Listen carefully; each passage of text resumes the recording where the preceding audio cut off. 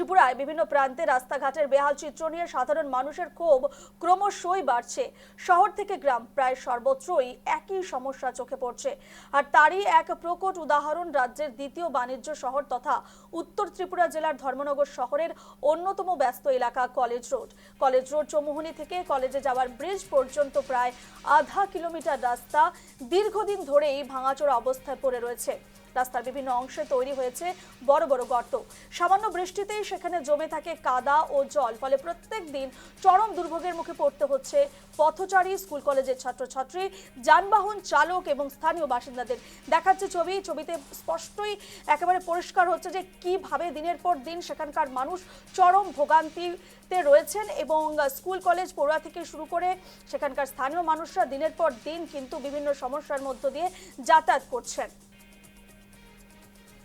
ধরে খারাপ, অনেক দিন ধরে, অনেক বছর ধরে খারাপ। এখন রাস্তার কাজ স্টার্ট করলো, কিন্তু অর্ধেক কাম করে কোথায় চলে গেল বলতে পারলাম না। কিন্তু রাস্তা কন্ডিশন অনেক খারাপ, আমার নিজের বাইক পুরো ড্যামেজ হয়ে যাচ্ছে। এই কন্ডিশনে আছে।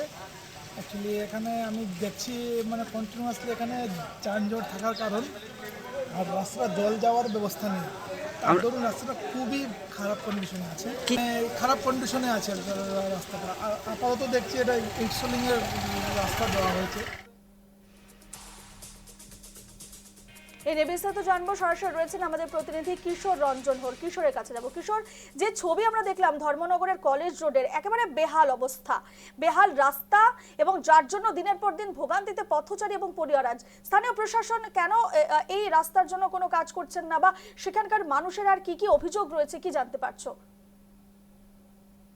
একেবারে রূপা, দেখো অভিযোগটা বিস্তর। বিশেষ করে বিগত কয়েক বছর যাবত সেই যে গুরুত্বপূর্ণ পথ, বিশেষ করে সকাল থেকে সন্ধ্যা পর্যন্ত যে ব্যস্ত থাকে সেই সড়কটি, এবং প্রতিদিন শত শত যানবাহন সেখানে চলাচল করে। বিশেষ করে যে কলেজ ছাত্রছাত্রী থেকে শুরু করে যারা স্কুল ছাত্রছাত্রী, তারা কিন্তু সেই সড়কটি ব্যবহার করেন। এবং সেই আধা কিলোমিটার যে সড়কটি অত্যন্ত জরাজীর্ণতায় ঢুকছে। বিশেষ করে সেখানে অল্প বৃষ্টি হলেই কাদা জল সেখানে দাঁড়িয়ে থাকে।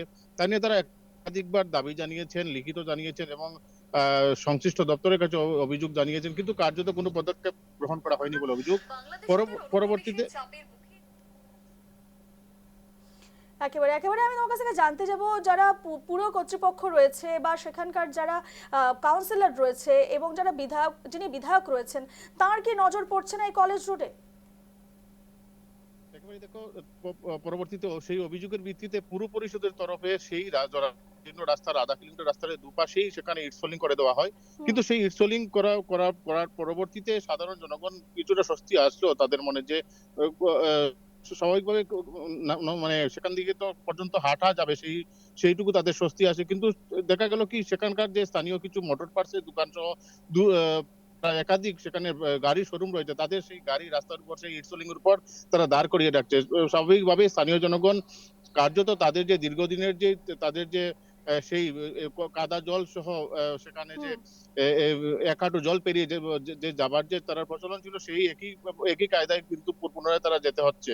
স্বাভাবিকভাবে তাদের খুব দীর্ঘদিন থেকেই কিন্তু বাড়ছে। তারা জানিয়েছেন যে প্রশাসন যেন সেই মোটর পার্টসের যে দোকানগুলি এবং সেই একাধিক শোরুমের যে গাড়িগুলা সেখানে রাখা হচ্ছে, সেগুলির দিকে যেন নজর দেয়। অন্যথায় আগামী দিনে সেই এলাকাতে যে যান দুর্ঘটনা ক্রমে কিন্তু বাড়বে। পাশাপাশি তারা দাবি জানিয়েছেন যে অতি শীঘ্রই যেন সেই এলাকা, সেই রাস্তাটি সংস্কারের ক্ষেত্রে যেন যথাযথ উদ্যোগ গ্রহণ করা হয়। কেননা সেটি রাজ্যের দ্বিতীয় শহরের একটি কলেজ রোড, এবং সেটি কিন্তু অত্যন্ত গুরুত্বপূর্ণ।